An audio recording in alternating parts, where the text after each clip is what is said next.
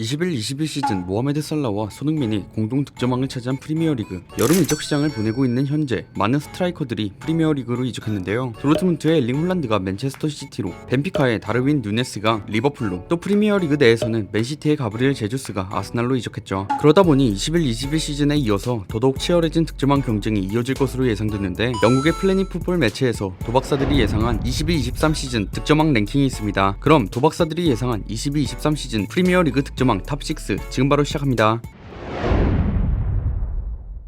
벤피카에서의 활약 이후 리버풀로 이적한 다르윈 누네스. 큰 키를 가졌음에도 빠른 속도를 가져 뒷공간을 허무는데 장점을 가진 선수인데요. 라인 브레이킹 능력도 21-22 시즌 크게 발전했고, 원래 약점이었던 결정력도 벤피카 이적 후 크게 발전해 현재는 가장 큰 장점으로 발전했습니다. 그러다 보니 21-22 시즌 챔피언스 리그에서 벤피카가 활약할 수 있었던 이유죠. 벤피카는 대부분의 경기에서 상대팀보다 전력상 우위를 내주고 경기를 하게 됩니다. 그로 인해 골을 넣을 수 있는 찬스가 많이 오지 않게 되는데, 그럼에도 불구하고 누네스가 출전한 10경기에서 찬스마다 엄청난 집중력으로 6골이나 넣었죠. 실제 기대 득점은 3골 근처였던 걸 생각해보면 정말 대단한 득점력이었습니다. 특히 챔스 16강 아약스와의 2차전에서도 프리킥 상황에서 헤더 결승골을 넣으며 1대0 승리를 견인했고, 결국 벤피카는 8강에 오를 수 있었죠. 이러한 활약에 누네스는 2021년 벤피카 올해 선수로 선정되었습니다. 그리고 리그에서는 28경기 26골 4도움, 시즌 총합 34골 4도움을 기록했는데요. 그렇게 리그 득점왕을 차지했고 여러 팀들의 관심을 받은 뒤 리버풀로 이적했죠. 사실 프리미어리그를 경험해보지 못했다 보니 우려도 안 될 수가 없는데요. 그래도 벤피카에서의 활약이 너무 압도적이었고 선수를 잘 활용하기로 유명한 위르겐 클럽의 리버풀로 이적했다 보니 프리미어리그에서는 얼만큼의 득점력을 보여줄지 기대가 되는 선수입니다.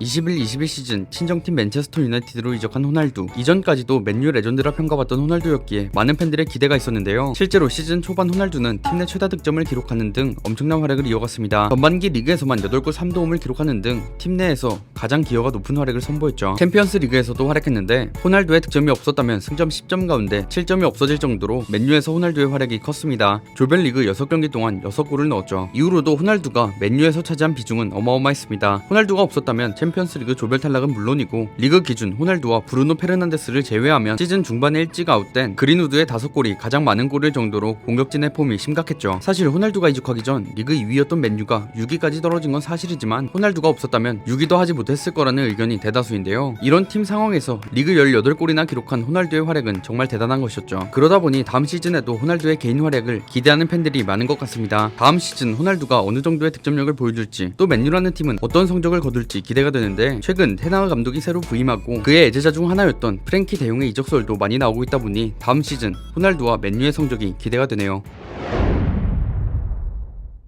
21-22 시즌 모하메드 살라와 함께 프리미어리그 득점왕을 수상한 손흥민. 21-22 시즌 28골 10도움을 기록하며 자신의 역대 커리어 하이를 보낸 시즌인데요. 아시아 선수로서는 최초로 5대 리그 득점왕이라는 기록을 세웠습니다. 게다가 PK 득점 없이 득점왕을 차지해 더욱 대단했죠. 2010년 이후 프리미어리그 득점왕 중 PK 득점 없이 득점왕에 오른 선수는 디미타르 베르바토프, 루이스 수아레스, 사디오 마네 이렇게 3명인데, 손흥민이 4번째로 PK 득점 없이 득점왕에 올랐습니다. 게다가 이 4명 중 손흥민은 2번째로 많은 골수로 득점왕을 수상했고, 포드 중에서는 가장 많은 골 기록으로 득점왕을 차지했죠. 이런 득점 외에도 많은 부분에서 토트넘에 큰 기여를 한 손흥민인데요. 결국 토트넘이 리그 4위를 기록했고, 손흥민은 챔스 진출을 이끈 주역으로 활약합니다. 시즌 초반 해리케인의 이적 파동과 함께 누누의 최악의 전술로 팀이 침체기에 빠진 당시 손흥민이 없었다면 토트넘의 승리는 보기 힘들었고, 게다가 안토니오 콘테 감독 취임 이후에도 맹활약하며 팀을 이끌었고, 특히 후반기의 득점 페이스는 정말 놀라울 정도였죠. 결국 이러한 활약에 프리미어리그 득점왕을 차지할 수 있었던 건데요. 그러다 보니 22-23 시즌 손흥민의 활약이 더더욱 기대가 됩니다. 후반기 해리케인의 활약도 이전 케인으로 돌아왔고, 겨울에 이적한 데안 클루셉스키 역시 손흥민과 좋은 케미를 보여주었는데, 손흥민이 다음 시즌에는 이번 시즌 이상의 활약을 선보였으면 좋겠습니다.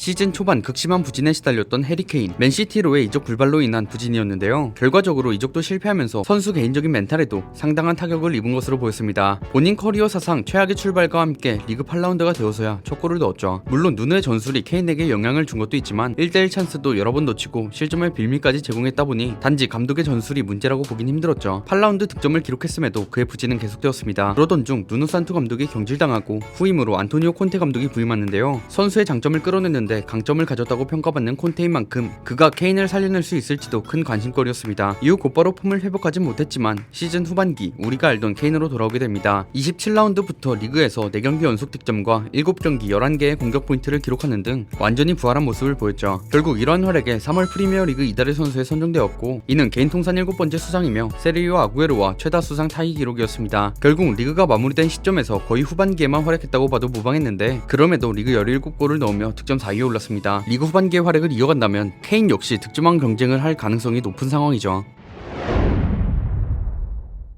도르트문트에서 활약 후 맨체스터 시티로 이적한 엘링 홀란드 195cm 88kg의 거구임에도 엄청난 속도와 순발력에다가 득점력까지 갖춘 스트라이커인데요. 골 결정력이 진짜 대단하죠. 킥력과 슈퍼워가 매우 뛰어나 골키퍼에게 막힐 만한 각도인데도 들어가는 경우가 많고 구석을 향한 땅볼 또한 골키퍼가 막아내기 정말 힘들죠. 이렇게 다양한 슛 패턴과 함께 훌륭한 피지컬로 현재 동나이 때 압도적인 활약을 선보이고 있는 것인데요. 21-22 시즌 역시 마찬가지였습니다. 리그 첫 라운드부터 2골 3도움을 기록하며 팀의 5대2 대승을 이끌었죠. 이후로도 꾸준한 득점력으로 팀의 승리를 이끌었는데 이러한 활약에 도르트문트는 바이에른 뮌헨과 선두 경쟁을 벌일 수 있었죠. 하지만 안타깝게 홀란드는 부상을 당했고 결국 팀은 챔스 조별리그에서 탈락합니다. 노르웨이 국가대표팀 역시 월드컵 진출에 실패하게 되죠. 부상에서 복귀한 이후에는 다시 득점포를 가동했고 그렇게 전반기 키커 랑리스트에서 득점 선두로 달리고 있던 로베르트 레반도프스키와 함께 월드클래스 등급에 선정되었습니다. 하지만 이후로도 부상에 조금 시달리기도 했는데 결국 시즌 총 30경기 29골 8도움, 도르트문트 최종 성적 89경기 86골 23도움을 기록한 채 맨시티로 이적하게 되었죠. 아무래도 현재 가장 핫한 공격수 중 하나다 보니 홀란드의 득점왕 경쟁 역시 많은 사람들이 기대하고 있는 포인트입니다.